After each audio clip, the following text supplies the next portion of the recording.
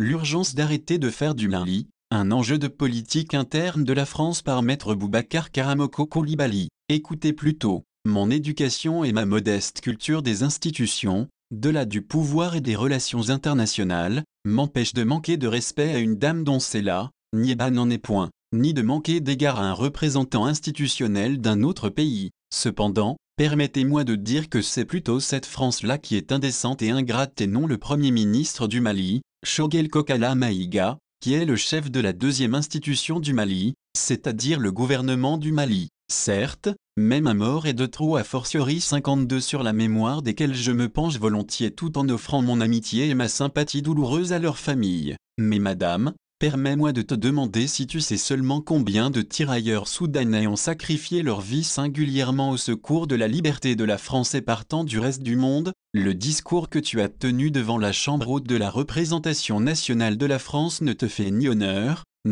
à la France, ton pays, car il n'y a absolument rien de faux dans tout ce que le Premier ministre Choguel a dit devant le monde entier à la tribune des Nations Unies, ONU. Et c'est justement ce fait que ton pays ne lui pardonne pas, comme il ne pardonne pas aussi au colonel Assimi Goïta, de refuser de faire les caniches de service à l'instar de certains chefs d'État indignes des peuples qu'il dirige. Non, jamais ton pays ne finira de payer à mon pays la dette du sang de ses enfants versés sur l'autel de la préservation de la dignité du peuple français et de l'intégrité du territoire français qui avait été, à titre de rappel, aussi occupé, si ta mémoire défaillante et sélective l'a oublié, et qui était là pour vous sauver la mise, nos ancêtres bien sûr, et que, vous avez du reste, payé en monnaie de singe, et ce, jusqu'à votre faux héros de Gaulle à l'esprit étriqué dont l'attitude a été abjecte, injuste, fantoche et scélérate à l'égard des tirailleurs dits sénégalais qui ont libéré la Provence. Après la libération, ne les a-t-il pas fait déshabiller au profit d'un ramassis de gus pompeusement présenté au chef des forces comme des résistants français ayant pris part à la libération de la Provence?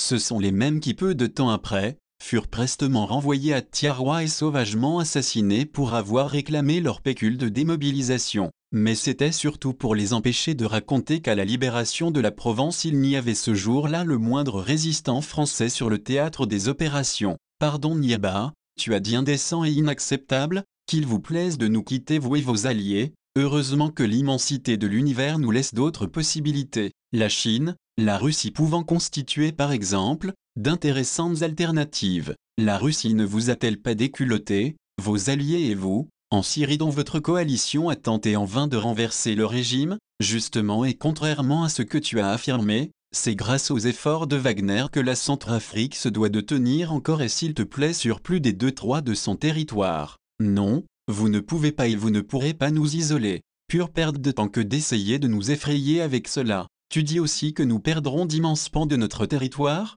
mais, dis-moi un peu toi, en quoi cela sera différent malgré votre présence massive, si c'est aussi le cas avec l'arrivée de Wagner? En effet, malgré votre présence massive dans notre pays et depuis 8 ans, chaque jour que Dieu fait pire que la veille en matière de sécurité dans les 2/3 du pays, alors que jusqu'à votre arrivée, la bête était circonscrite seulement au nord du pays, sans oublier l'indigne, la très indécente et très fâcheuse situation de forfaiture très inacceptable dont ton pays s'est rendu coupable au détriment du Mali à Kidal. Plus indécent et plus inacceptable tu ne trouveras. Sais-tu que point n'est besoin de parler de corde dans la maison d'un pendu? Alors toi et ton petit parvenu de chef, vous allez illico presto arrêter de faire du Mali un enjeu de politique interne, notamment en le convoquant à chaque détour, pour tenter de sauver vos meubles aux yeux de l'opinion publique française, qui, comme nous Maliens, s'interroge toujours et légitimement sur le pourquoi d'une telle insistance à vouloir coûte que coûte rester au Mali.